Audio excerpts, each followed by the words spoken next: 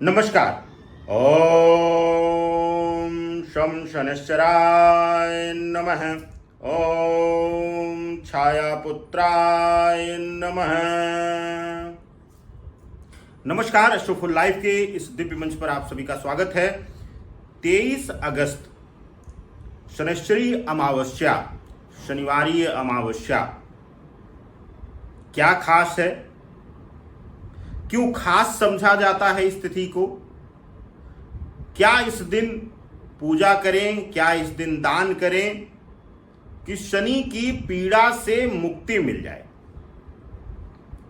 एक चीज और आपको बताना चाहूंगा, इस वीडियो को थोड़ा सा मैं विषय से और विस्तार दे करके बताना चाहूंगा। शनैश्चरी अमावस्या को सिर्फ लोग शनिदेव से जोड़ते हैं, लेकिन शनैश्चरी अमावस्या पितृदोष, पितृऋण से मुक्ति का सबसे आसान रास्ता है, साधन है, दिवस है, तिथि है।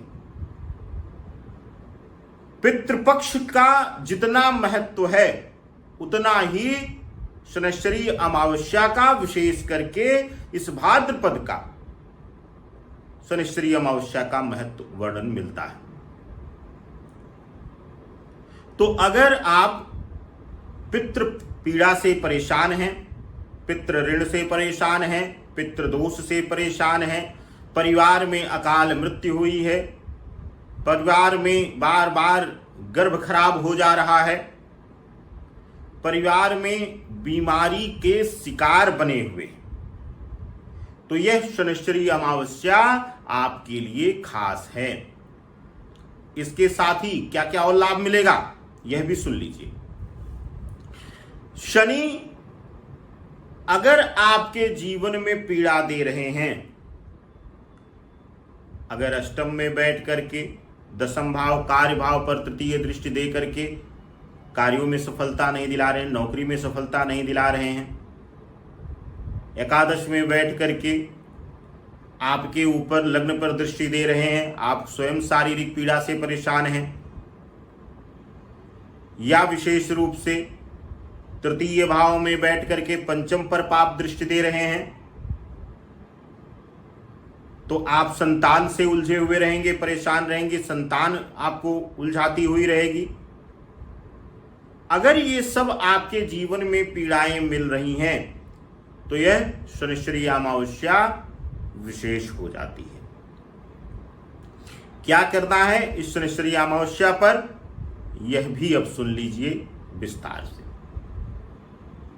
सर्वप्रथम तो प्रयास यही करना है, शनि उपासना सूर्योदय काल से पहले, यानी सूर्योदय लग्न का समय देख लीजिए, सूर्योदय आपके क्षेत्र में, आपके स्थान पर कब हो रहा है, उससे पहले या सूर्यास्त के बाद, दो ही समय में शनि आराधना करनी चाहिए।